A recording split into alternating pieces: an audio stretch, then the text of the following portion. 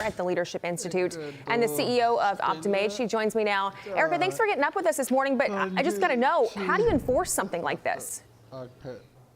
Well, that's the problem, and thanks for having me this morning. That's the problem with the patchwork of legislation that's come in the form of bans of all types in 10 different states, including, of course, now Florida, where we're not even going to really see enforcement of this law until it moves its way through the courts. You know, we have to be very careful, especially in the states, of running amok of both parents' rights and constitutional protections, and that's what we're seeing in the form of these lawsuits. That's why a federal action is so important to stop this patchwork and allow for better enforcement at the App Store level.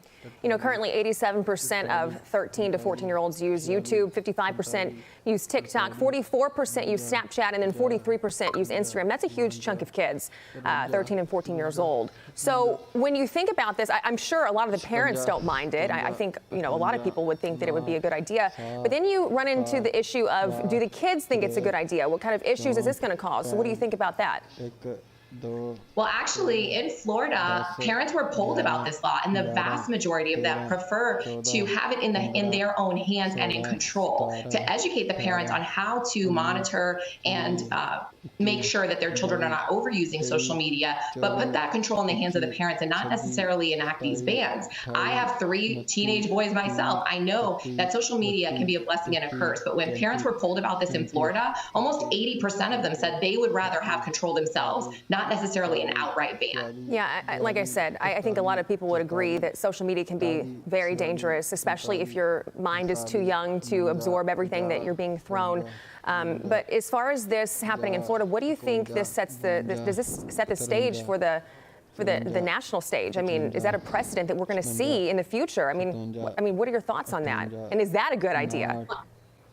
As you said, it's very difficult to enforce. We have over 1 million apps launching every single year globally. How are they going to keep track of 1 million more social media, potentially, applications and be able to enforce this law? So Senator Mike Lee and others have supported action at the federal level that would put this parental right to restrict activities at the App Store level. So at the Apple App Store, at the Google App Store, that would limit the amount of times that your private information or your students' private information would need to be shared with these tech companies, and give parents better controls over all types of applications, not app by app. That could be very difficult, not just for parents to monitor, but certainly the companies as well. We have to consider, as we add regulations, it's going to inhibit innovation, which could come forth for things that are beneficial to students. And we know that social media can be beneficial when it comes to their social interaction, when it comes to education and learning about things, and also entrepreneurship. We see a lot of students starting businesses through social media. So we have to be careful about limiting these things too much